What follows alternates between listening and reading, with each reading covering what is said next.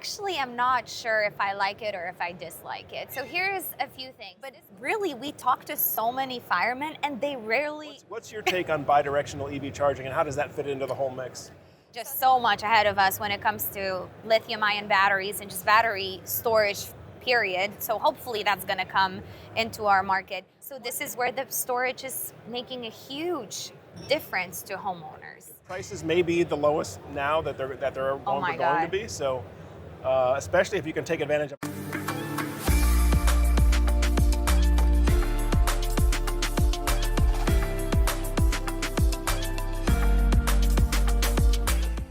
All right, Joe Ordia here for Solar Surge.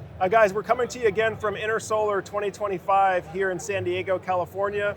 This afternoon, I'm joined by the one and only Martyna Kowalczyk. Most of you guys will know her from the Solar Time with Martyna YouTube channel, and we're just going to be talking about our insights and takeaways from Solar. So Martyna, great seeing you again. Tell me, how is the conference going for you so far? First of all, thank you so much for having me. As always, pleasure. And hi, everyone. Welcome to Joe Ordia channel. I think both of us are very tired already. This has been a very successful show, I feel like. Wouldn't you agree? It's been good for us. I know we've been busy. There's been a lot of developments that we've been covering. I gotta say, I get a sense that the attendance may have been a little bit lower this year than what it was the previous year, but I don't know, what's your take? I was gonna say the same thing. So I agree. Normally when we come to these shows, we devote full 2 days for the walk. So we literally, me and my dad, when we go to these shows, we walk from wall to wall, like A to Z, one row by row. First day we go by and we do mental notes as to what's interesting, what's new in the industry. We try to, basically put notes, where do we want to come back the next day to have longer conversations with people, with companies that put out newer products, new technology.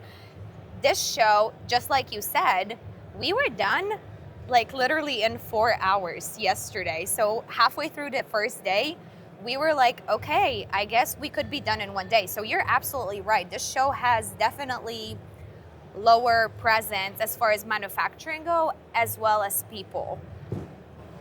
Yeah, and it's kind of interesting too, because I think we are in a little bit of a challenging spot right now as an industry. We're facing some headwinds. Obviously, we had to absorb higher interest rates, a number of solar business failures. In fact, unfortunately, a lot of our best performing videos over the past year were videos about large solar companies that went out of business. Yeah. So why don't we start there? Since I know the audience is probably going to be interested in that. What's your take on the state of the solar industry, the health of solar companies, and where do you think things are going to go into the future here? That is a very good and loaded question. I feel like the way I've been calling it is that the industry has basically been weeding out the bad weeds. So, 2021, 2022 has been a very busy year for solar installers. And I've called this in my other videos, everybody and their mother has been doing solar. Roofers started doing solar. So many people started doing solar that there's been so many homeowners that got screwed over by bad installers that ever since the high interest rates came in, the industry just had we've been shaken, and the people that didn't get prepared for that shake just kind of fell off. You know what I mean? Kind of like with the Christmas tree, you know what I mean? How the English second language here, I don't know the word for the things that fell off a Christmas tree, but you know what I mean. Basically, bad installers just fell off the face of the roof, fell off the face of the planet Earth. And now we are left with a lot of service calls, unfortunately. But this is also an opportunity for a lot of installers to, one, service good systems, two, retrofit a lot of batteries, and this is where I think storage comes in. Yeah, well, batteries is certainly a big theme and a recurring theme, right? As we are recording right now, we're here in Southern California. They lost 1-for-1 net metering here about a year and a half ago, and so now pretty much everybody that's doing solar here in California is installing battery storage with their solar. Yeah. One of the things that I've observed is that it seems that everybody has a battery now. There's all these different brands. A lot of these brands are new to the U.S. market. Right. But I guess the writing's on the wall that the U.S. storage market is open for business now, and a lot of companies want a piece of that. So what's your take on the state of the battery storage market And which are some of the top brands that you're using and that you would recommend? Right, that's a very good question. So one thing that I've been very concerned with is that I'm very hesitant to use white labeled brands, because what I like to see is where there's a history behind a brand. So, and you're probably the same, right? So you like to, even with like a Generac being a good example. Generac came in, they came with Pink Solar. That was a pretty big disaster. Lumio, all those other installers, they, made a lot of mistakes, but they're still there to support the customer because they are a long-term manufacturing company. So even though they made a lot of mistakes, now they're fixing them. If you are working with a brand that doesn't have a history, doesn't have a US presence, I don't think I would trust those battery brands. You see what I'm saying? So I like to stand behind batteries that have a long history, that have manufacturing facilities or starting to have manufacturing facilities in the USA. So obviously Tesla being one of them. I really like Franklin WH batteries. I think you really like them too. EP Cube is emerging too. That's Canadian Solar. What are the other ones that we like? Gosh. Well, I know you've been a fan in the past. You've been a fan of EP Cube and SMA. Yes, SMA. Yeah, the SMA and Fronius, both of them are coming out with the hybrid inverters. The only thing that I don't like about them, and I'm a huge SMA fan, is they still don't have an ATS. No transfer switch, so it's a battery-ready product. They just need to catch up and provide a transfer switch so that we can actually start attaching battery to it. However, I do really like SMA as a brand because they do have European presence, worldwide presence, and they own their product. You know what I mean? It's not that they just white labeled an inverter and bought it from China. You know what I mean? Right. And of course, for those of you who may not be as familiar with the SMA brand, the SMA brand is very, very well known in Europe. Yes. Maybe not so much here in the US. Well, for those of us who've been in the business for a while, right, they're well known. But I know, in terms of consumer brands, maybe people may have more heard of Tesla. Yeah. Or in the battery space, maybe they've heard more of Franklin. But SMA is a legitimate established company with huge market share in Europe. Especially on the commercial side. I mean, when you look on the commercial side of the business, CNI, that like majority or a lot of the market share is going to be your SMA core inverters, which is huge, Now, the other thing, I don't know if you saw Franklin's new battery, that Franklin just came out with a DC coupled battery. Essentially, it's the same architecture or similar architecture inspired by Tesla Powerwall, where you can have a single inverter that does the inverter function for both the solar and the battery, and you can bring high voltage DC direct from solar to the battery without having to incur all these conversion losses. So what are your thoughts on the new Franklin? Absolutely, and you speak my love language here. What's that, DC or AC? DC coupled systems, thank you. So those who watched my videos they know for a long time, and we've known each other for a while too, is I'm a huge string inverter, central inverter, don't put a lot of things on the roof, like as many points of failure as possible. So when you talk DC coupled battery, I'm like, yes, So yes, I just spoke to Franklin too, and I'm super excited about their new battery, the DC coupled battery, which has a 15-year warranty and 15 kilowatt hour storage capacity. So I am extremely excited about that, because ultimately where I think the future is least amount of losses, least amount of points of failure. Like, we just want as little headache as possible. And the industry, I feel like, has been so used to panel level monitoring, micro inverters up on the roof. But like the second you bring up the conversion of DC to AC up on the roof, you basically limit yourself from DC coupling any battery, which ultimately diminishes the power surge that you can have from any battery that you have. How do you feel about that? Because I think we disagreed on that in a few years ago. Well, so I think this all goes back to when the 2014 NEC started being enforced, and of course the 2014 NEC introduced this rapid shutdown requirement. Very true. And it seems that the MLPE manufacturers, Enphase and SolarEdge, immediately jumped on that and almost kind of scared everybody into believing that you had to have module level power electronics. Absolutely. Meaning you had to have a device on each individual solar panel which would let you track or optimize each panel, and then of course would give you that rapid shutdown Right. compliance. The problem is, as we've seen over the years, is that these devices fail. And sometimes they are the ones causing the fires. Ain't that insane? Yeah, I mean, the more potential connection points, the more potential loose connections or bad connections. Right. Now I know they've introduced some safety features that are trying to help mitigate that, but I think as a former solar installer, if I don't have to install a device on each solar panel, I really don't want to. I'd rather save the time, save the expense, and be able to take advantage of that more efficient high voltage DC solar to battery charging. Absolutely, that's so true. And one thing that we've really liked about the Tesla installs is that oversizing has become very much a thing with those, like oversizing your DC array to your inverter. Like you can pair 16, 17, 18 kilowatt DC to an 11.5, now Franklin or a Powerwall solar inverter, and you can directly charge, your DC on the roof to your battery, which is DC in the house, which, like Joe said, no conversion losses basically, or very minimal, because I guess there is always, power or wire conversion losses depending on how the distance from, the roof. We don't have to get that technical again. No, but I mean, you just think about the cost savings. If a single Franklin battery now can handle up to a 20 kilowatt DC solar array, think of all those devices that you no longer have to purchase or install that you would have. I mean, in other words, 20 kilowatts worth of microinverters, plus the combiner box, plus all of that, the monitoring, the communications module. If you could eliminate all that cost from the system installation, just take that DC straight to the battery inverter.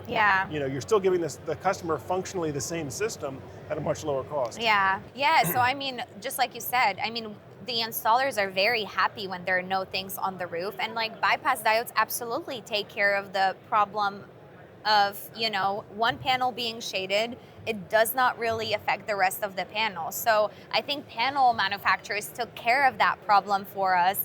I don't really remember. We would have to figure out when that happened in the industry, when bypass diodes actually became a thing in the panels. But absolutely, I agree with you on that front. Today's video is brought to you by SolaX. If you're looking for an all-in-one solar and energy management system, then you need to take a look at the new SolaX ESS. SolaX gives you total control of your home's energy system, incorporating solar power, whole house backup, intelligent load control, and energy management seamlessly integrated on a single platform. SolaX uses a modular stackable architecture so the installation can be completed by only 2 technicians with no special lift equipment required. So if you'd like to learn more information, go directly to the SolaX website or click the link in the description below so you can get in touch with an installer or a distributor right away. Yeah, because in the past, in addition to the rapid shutdown requirement, the module level power electronics sort of solved that problem of, the string is only as strong as its weakest link. Yes. In other words, if shading was affecting one panel,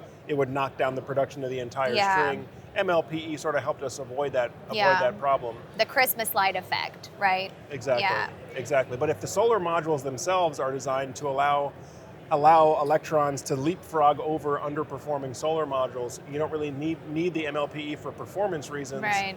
If we can avoid that cost and complexity as an installer, I would want to avoid it. Yeah, and I often, like in my videos, I often challenge people or challenge installers and ask them how or more often do you see a panel fail, or is that a microinverter failure? Is that an AP Smart failure? Is that an optimizer failure? What fails? Which part is it? And 99% of the time, it's actually the device monitoring it, not the panel.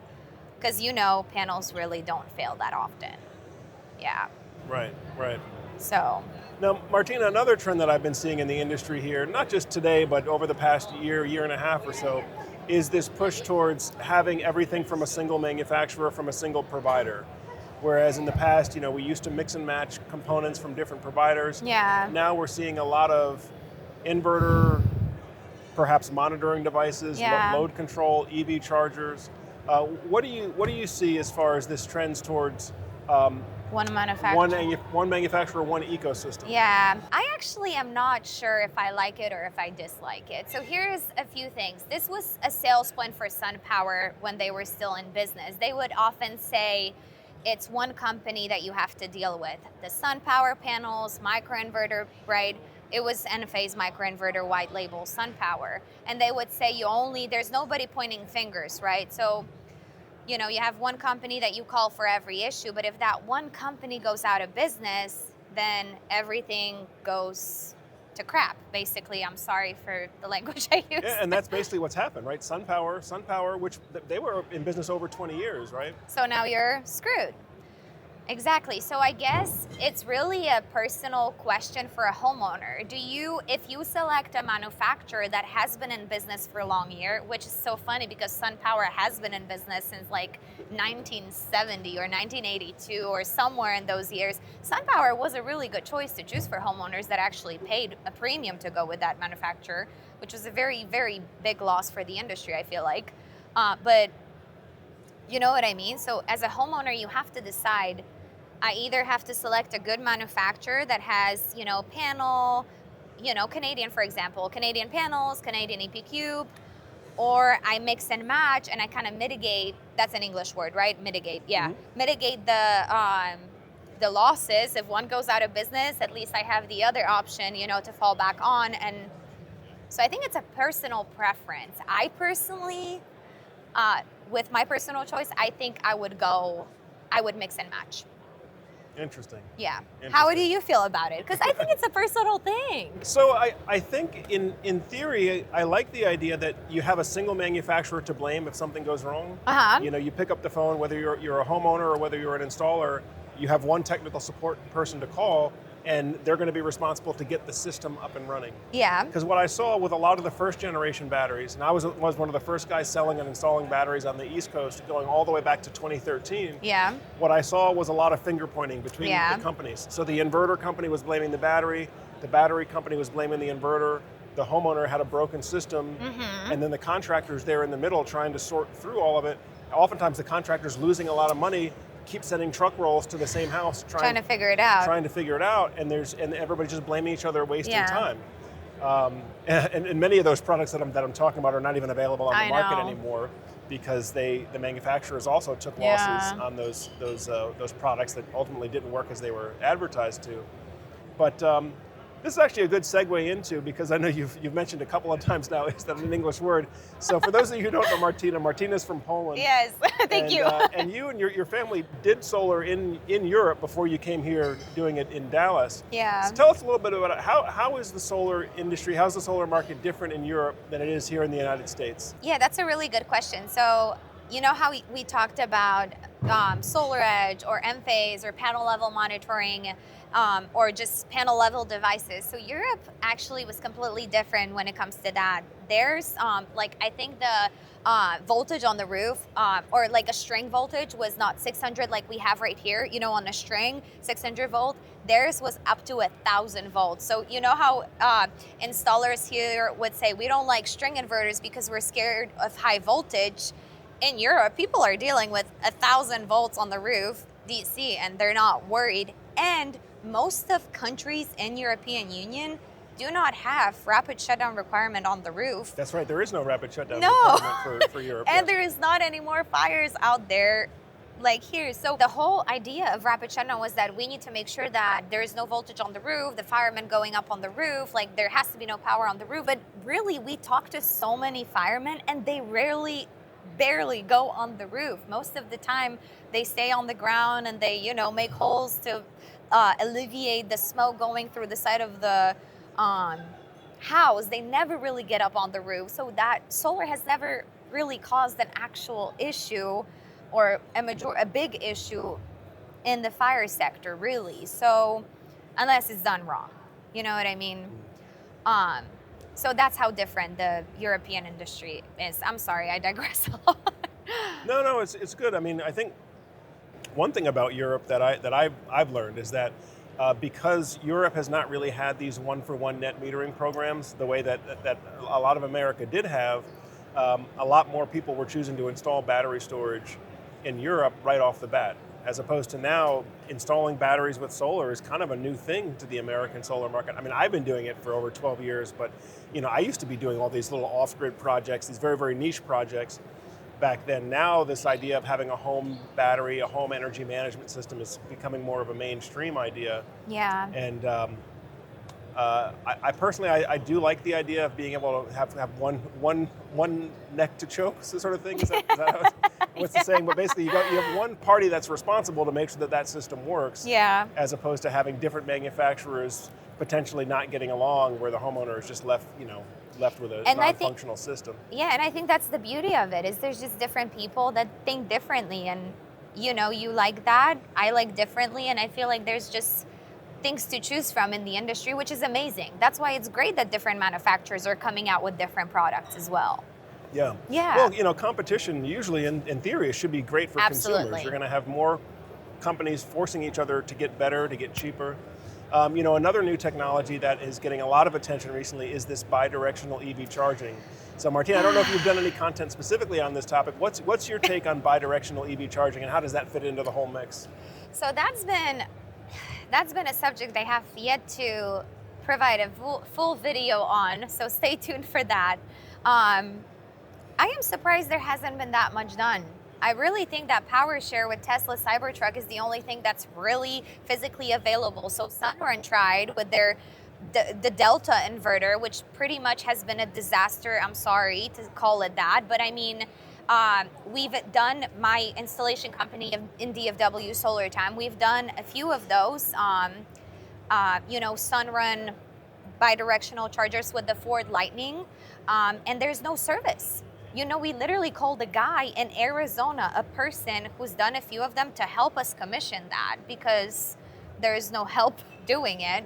I'm hoping that the Cybertruck is going to be a better option, but that's pretty much it. I don't know if you have any more to say about that as far as options. Well, we did just put a video out last week about the new Point Guard system. So Point Guard ran a successful test here in California where they were able to interface with a Ford F-150, a Rivian, and the Mercedes-Benz EQB, yeah, and be able to bi-directionally charge, discharge, and even discharge one vehicle and use to charge another vehicle and power the house simultaneously.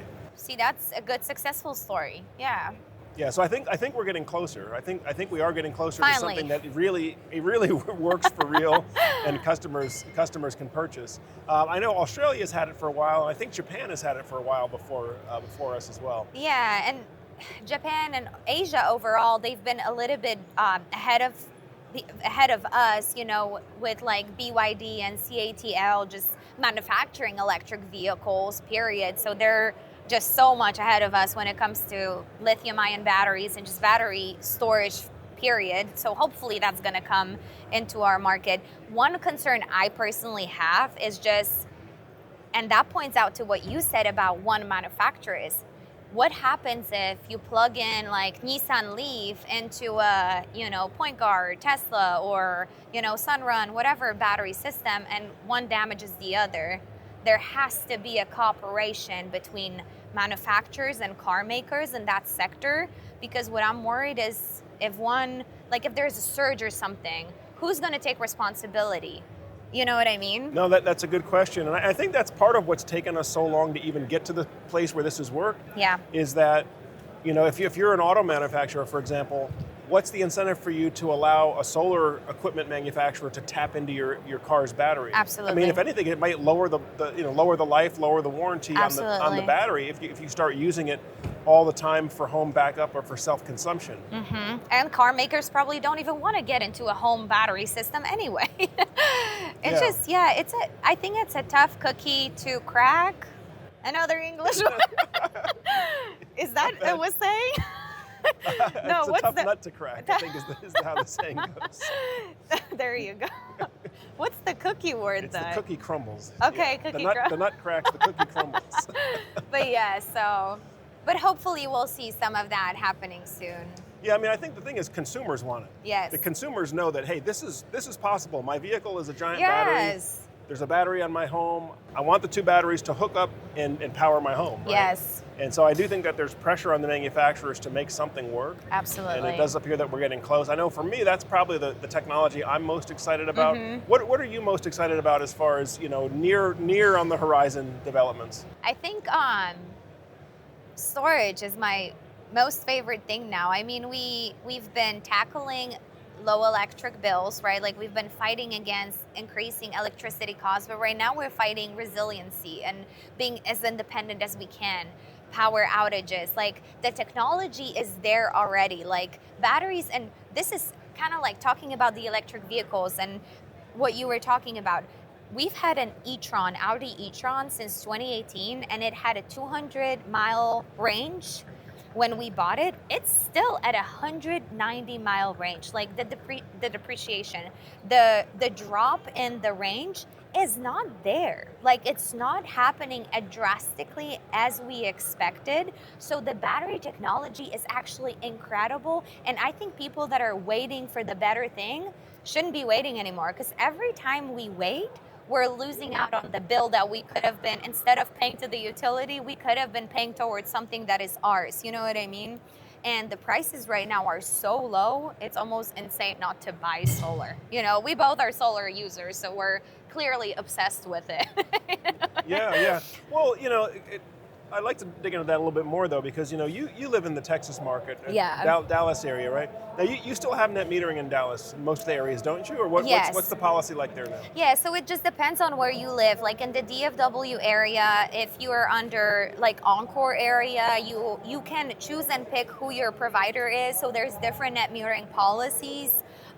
Most of the time you can get, and I'm like simplifying this, you can get like 1 to 0.7, if you will. Does that make sense to you? Okay. Yeah, so it's not a full 1-to-1, but it's pretty close. Close to 1-to-1. And then there are some co-ops where it's avoided cost, right? So you pay 14 cents, but you only get 4, 5, 6 cents, right? This is where a battery really makes sense, because it's real-time net metering. Every time you sell excess solar power back to the grid, you get, instead of 14 cents you would pay, you get 6 cents or 5 cents. So instead of selling it to the provider like CoServe or TVEC, you know, you can basically put it in your battery and pull the value of 14 cents back instead of selling it at lower cost. So this is where the storage is making a huge difference to homeowners. I don't know if that was your question. Well, yeah, it was. Yeah. But the second part is that, you know, also I think in Texas you have a lot of people that just believe in more resiliency, self-sufficiency, right? Yes, absolutely. Which would be, I would consider, you know, a lot of my audience would fall into that category of we just want batteries because we want to be self-sufficient. I don't really need it to pay for itself in dollars. It's going to pay for itself in security and self-sufficiency, just like a backup generator would. Yeah, because you don't have to worry about people or companies, corporations raising your prices. You are in control of the price you pay, because you are now purchasing an equipment that produces your power, because those panels, the silicon that the panels are made out of, produces power. Why do you have to pay someone else to do that for you? You know what I mean? Absolutely, 100%. Texas is just like that. And most of the viewers that I have as well. Yeah, no, and it's again, for me, it's kind of fulfilling to see that the technology is getting to maturity now, to where this idea of having an energy independent home and a whole home battery backup, these are now like becoming mainstream ideas. Yeah. Whereas 5, 10, 15 years ago, it was very, very small community of off-gridders and homesteaders that were thinking this way.